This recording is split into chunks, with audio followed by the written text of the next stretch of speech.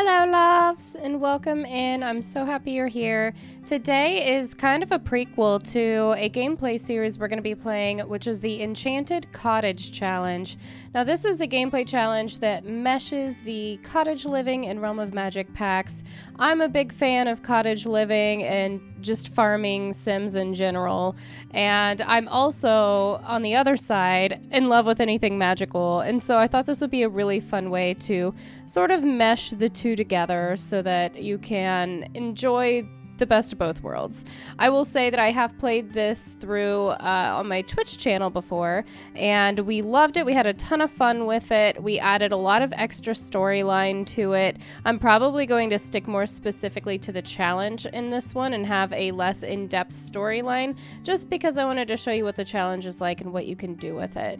Now, the Enchanted Cottage challenge is something that I actually wrote myself. I have a link down in the description to the rules for the challenge.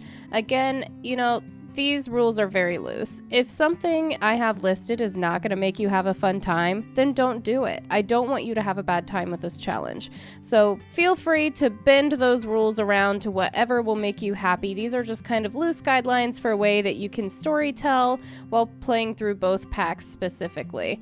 I will say you don't need any other packs in this challenge other than specifically just the Cottage Living, Realm of Magic, and base game. So if you don't have all the packs, but you have these and you would like a gameplay challenge for it, this is definitely a great one for you.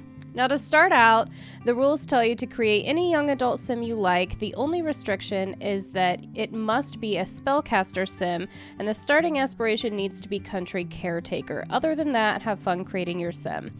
For this challenge, I decided not to make her a spellcaster from the beginning. Instead, we're going to do the gameplay of how do you become a spellcaster if you start out as a human. I thought that was something different that we could do. It's really super minor and like the smallest of side quests to get that accomplished.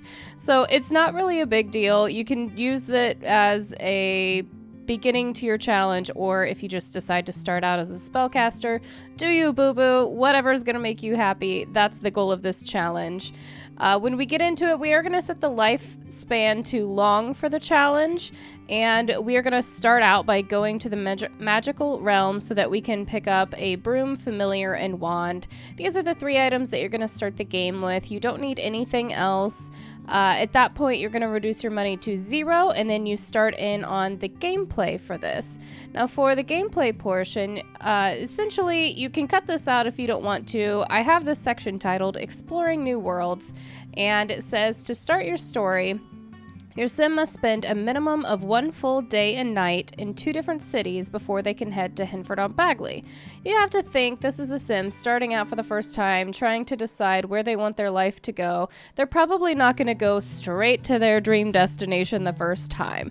So that's why I added in that little story bit of how your sim finds Hinford-on-Bagley. It wasn't just straight there. It was a path to get there. Now in this series, we are going to be checking out Glimmerbrook, and we're also going to be checking out San Sequoia. If you only have base game, it's no big deal. All you would do is pick between Oasis Springs, Newcrest, Glimmerbrook, and then you can end up in Hinford-on-Bagley. So you do still have options for other worlds you can live in. By default, you just pick a place in Willow Creek that they can live in. This is going to be either their home that they're moving away from, or maybe it's a rental home and they're just not happy with their life and they want to try something different.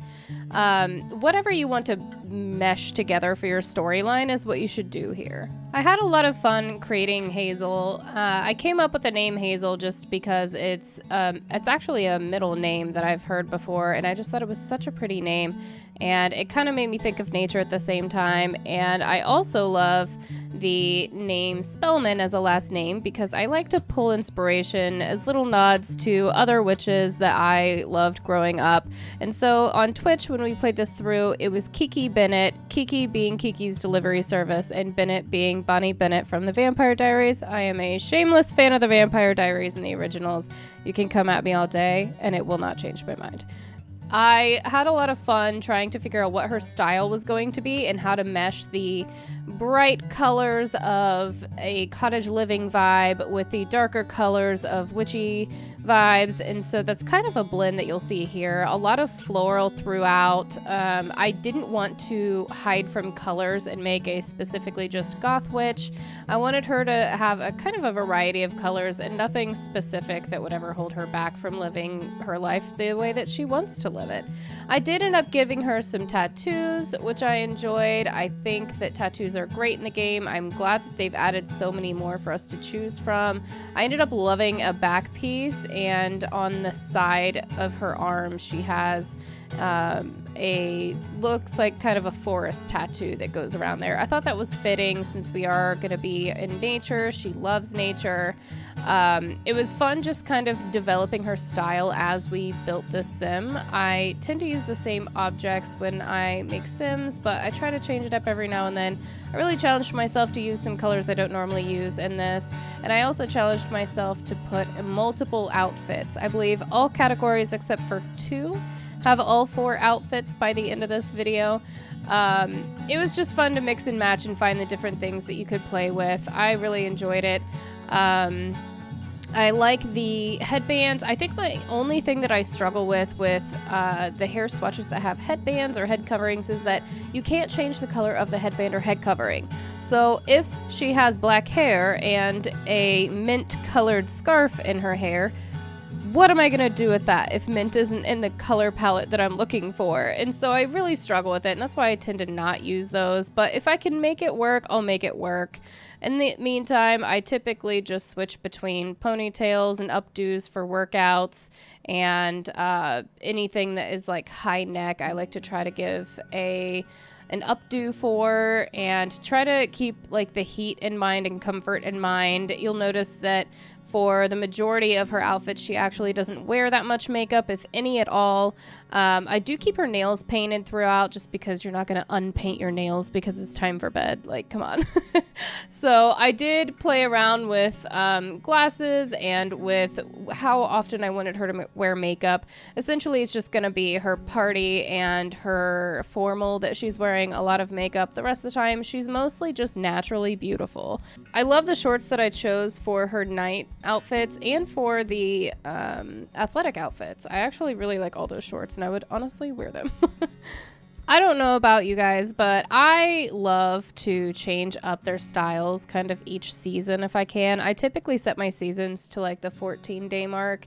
I find it just more fun in general to freshen things up as the seasons come and go. You know, for nighttime, you'll notice she has a lot of short sleeves and shorts. We're going to probably switch that up to longer outfits in the fall and winter, which depends on where she lives. You know, if you want the first couple worlds to be somewhere that are really cold, like if you wanted to start on Mount Komorebi, then you could do that. I probably wouldn't put them in shorts for the first night that they're there, but the most of the gameplay challenge you're going to be in Hinford-on-Bagley, which is a beautiful world. It does get all 4 seasons, which I do love, and I am just so excited to show you how fun this challenge is.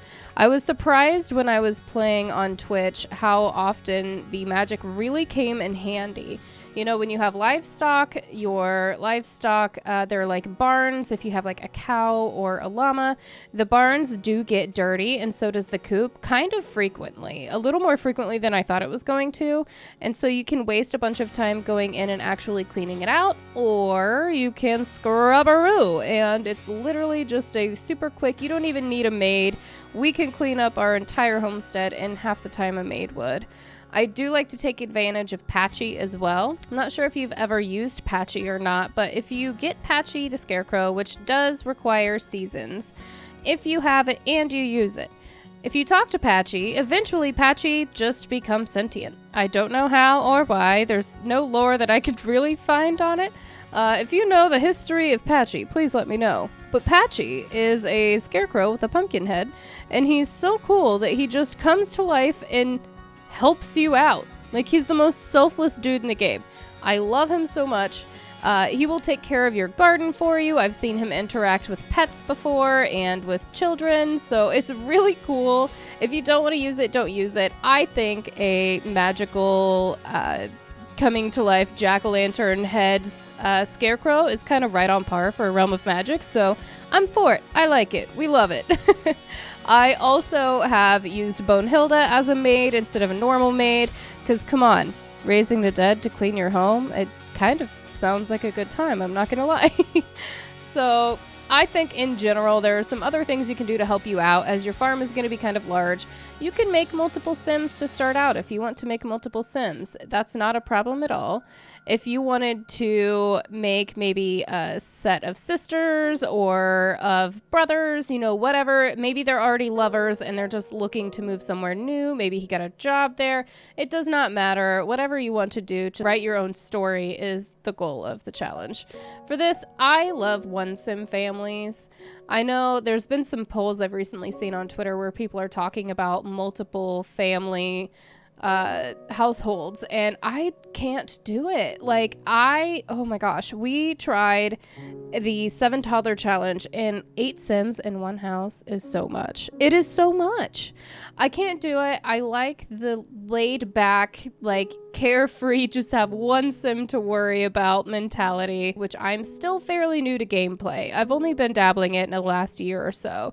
I've had a lot of fun with it, but there are so many things that I have no idea how to do.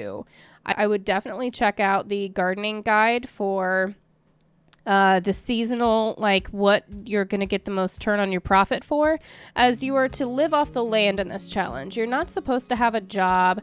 You're not one that you clock in 9 to 5 anyways. You could do, you know, the plopsy, I believe is what it's called.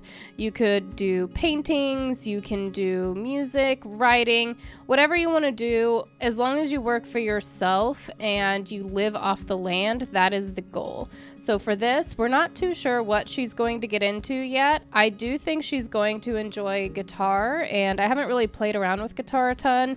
We played around with the organ, the pipe organ specifically, in the Twitch version, so I'm thinking we switch up instruments. Maybe she's into guitar for this. I know you can write and sell music, so that is a way that you can make some simoleons while you're doing this. In the very beginning, you're going to be setting your simoleons to 0 once you've obtained your 3 magical items from the realm of magic. And so you're going to have to find your own way to get some money in that beginning phase. And so I would highly recommend, if you have outdoor living or Batu, they do have tents that you can get. And I highly, highly recommend grabbing a tent in the very beginning, because it's going to help you live longer and save up more so that you're not living in this tiny 2x2 home. If you want to live in a 2x2 home, totally fine. I just think the aesthetic of living in a tent on your land for the first time is kind of cute. Other ways that you can help out are getting coolers. They can live out of a cooler, which is great, and they do actually get hygiene from swimming in rivers and bodies of water. At this point, we're going to switch over to a little montage of all the outfits that she is going to be wearing, starting with the everyday. These first 4 are everyday outfits.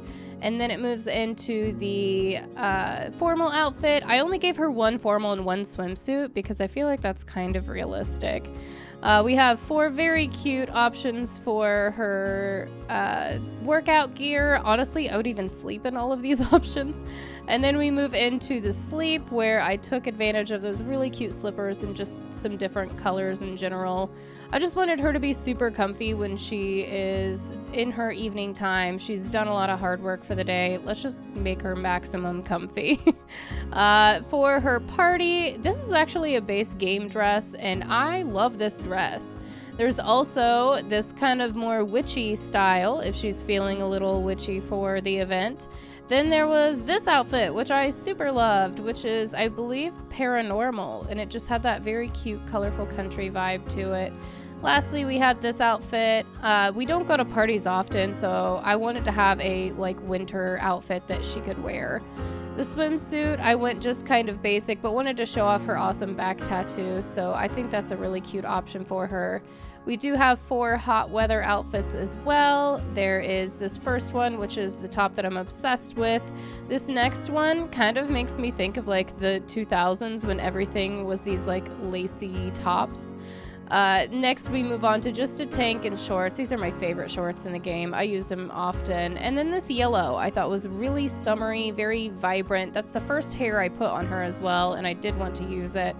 Moving on to winter, got her a cute magical coat. You know, she wore a moon necklace. Why not have some moons on her other outfits? So I did pick this, even though it does have paw prints on it. It could be fox or cat or whatever. Lastly, we just had a couple of jacket options just for regular dealing with the cold weather. When you're not trying to look cute, you're just feeding your cow. So we went with the name Hazel Spellman. As we discussed earlier, you do have to make the country caretaker your aspiration, and we ended up going with an active bookworm that loves outdoors. And here we are in our base game home. This is Hazel Spellman.